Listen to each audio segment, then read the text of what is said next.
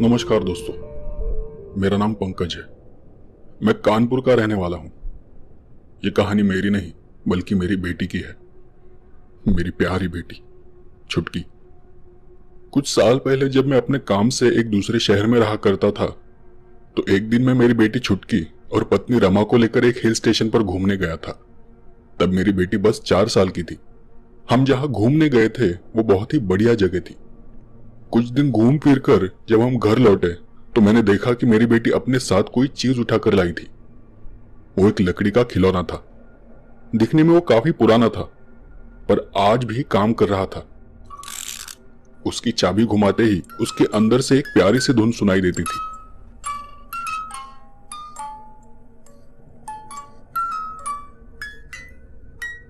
मैंने जब छुटकी से पूछा तो उसने कहा कि उसे वो खिलौना उसी हिल स्टेशन पर एक पेड़ के नीचे रखा हुआ मिला था।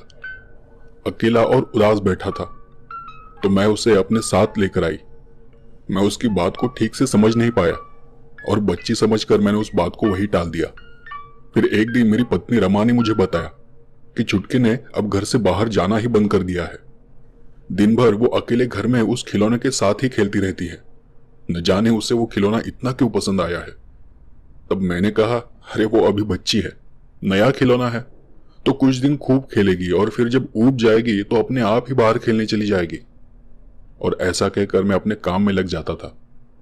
उसके कुछ ही दिनों बाद रमा ने फिर से मुझे कहा, तुम्हारा अपनी बेटी पर बिल्कुल ध्यान नहीं है।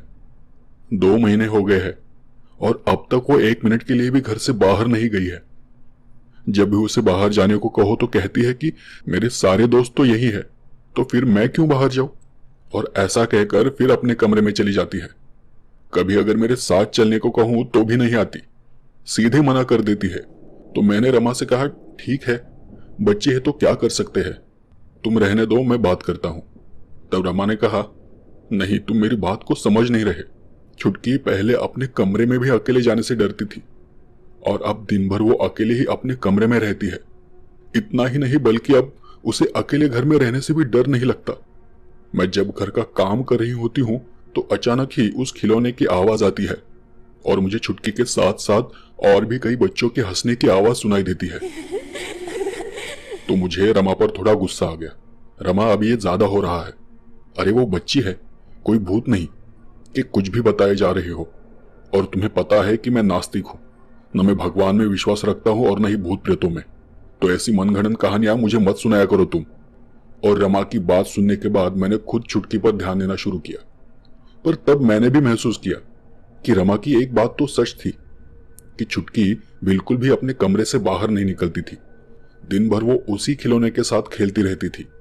तो फिर एक दिन मैंने अपने डॉक्टर के साथ छुटकी के बारे में बात की और उन्हें छुटकी के अजीब बर्ताव के बारे में बताया। तो डॉक्टर ने बताया कि बच्ची है, जोर जबरदस्ती तो नहीं कर सकते, तो प्यार से बहला फुसला कर उसे बाहर के बच्चों में लेकर जाओ, कभी बाहर किसी गार्डन में लेकर जाओ, कोई दूसरा अच्छा सा खिलौना ला कर दो, सब अपने आप ठीक हो जाएगा।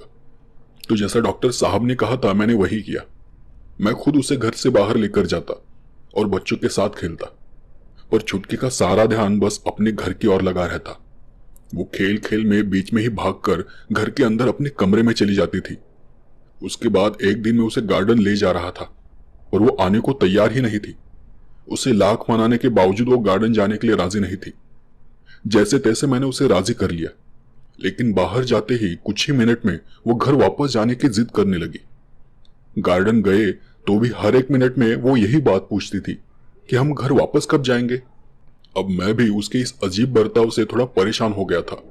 उसने हमसे भी बात करना छोड़ दिया था। हर वक्त वो बस अपने कमरे में रहती थी। ऐसे ही एक दिन जब मैं घर से बाहर जाने की तैयारी कर रहा था तो मैंने सुना कि वो किसी से बात कर रही है। मैंने अपने कान को दरवाजे पर लगाया तो उसकी आवाज तो मुझे साफ साफ सुनाई दे रही थी और उसके साथ और एक खुसफुसाहट भरी आवाज आ रही थी जो मैं ठीक से सुन नहीं पा रहा था। तो मैंने झट से दरवाजा खोला, पर कमरे में छुटकी के अलावा कोई नहीं था। वो अपने छोटे से टेबल के पास बैठकर खेल रही थी और सामने वही लकड़ी का खिलौना था। उसी दिन मैं गिफ्ट शॉप से उसके लिए बिल्कुल वैसा ही खिलौना लेकर आया, क्योंकि मुझे बस ये देखना था कि उस खिलौने में सच में कुछ गड़बड़ है या फिर छुटकी बीमार है। पर जब मैंने उसे वो खिलौना दिखाया तो छुटकी ने उस खिलौने को घर से बाहर फेंक दिया। तब पहली बार मुझे छुटकी पर बहुत गुस्सा आया और मैं उस पर चिल्ला बैठा। तब पहली बार ऐसा हुआ कि छुटकी अपनी मम्मी के पास जाने के बजाय अपने कमरे में चली गई और उसने अंदर से अपना कमरा बंद कर लिया। उस बात की वजह से रमा रात भर रोती रही और मेरी हालत ऐसी थी कि मैं रमा को हालात समझा नहीं पा रहा था और अब रमा भी मुझसे दूर दूर रहने लगी। उसका मानना था कि यह सिर्फ कोई खिलौना नहीं है, इस पर किसी भूत, किसी आत्मा का साया है। उसने कहा कि उसने कई बार छुटकी को किसी से बात करते हुए सुना था। उसने कई बार उस खिलौने को कचरे में फेंक दिया था, पर वापस आते ही वो खिलौना वही के वही नजर आता है। पर मैं नास्तिक होने की वजह से उसकी बातों पर यकीन नहीं करता था। उसके कुछ दिनों बाद एक रात जब मैं सो रहा था, मैंने कुछ बच्चों का शोर सुना। मैंने उठकर घड़ी में वक्त देखा तो रात के 2 बज रहे थे।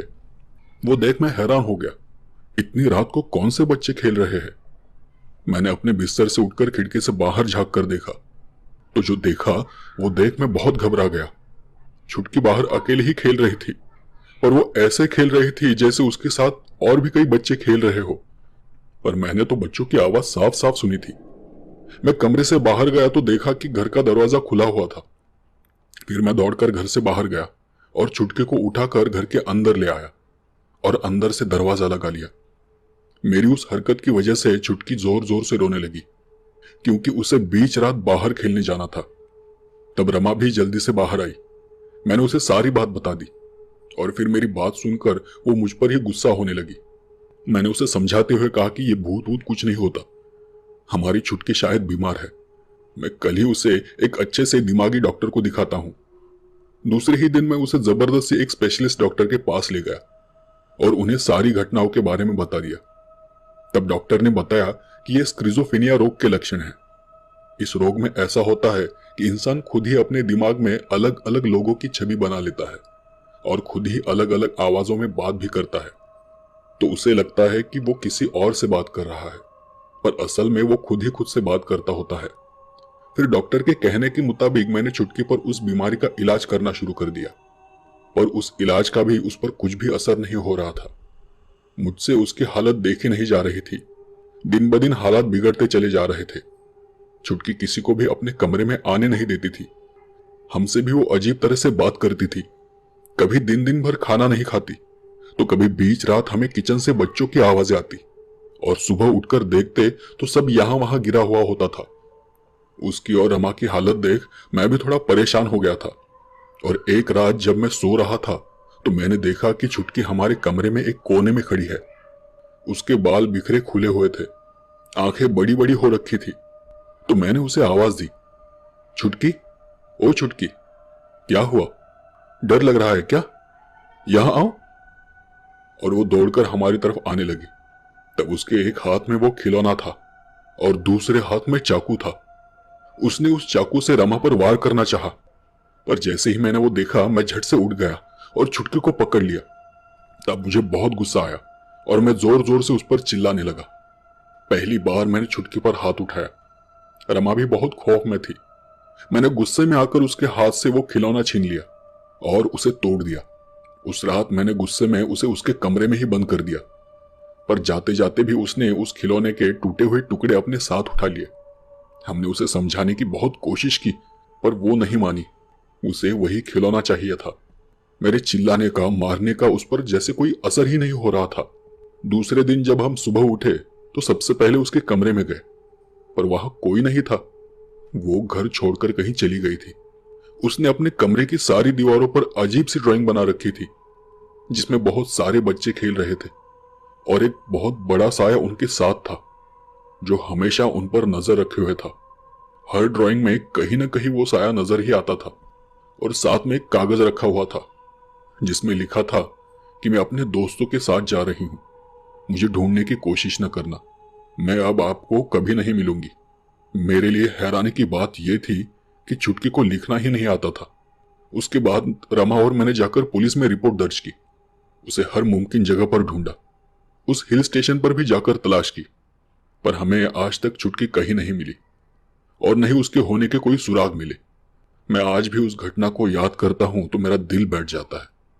शायद एक बार मैं अपनी पत्नी की बात मान लेता तो आज ये दिन नहीं देखना पड़ता। उसके बाद रमा भी मुझे छोड़कर चली गई। अब मैं अकेला ही उस मकान में रहता हूं और छुटकी के कमरों की उन दीवारों पर बनी ड्राइंग्स में मैं छुटकी को ढूंढता रहता हूं।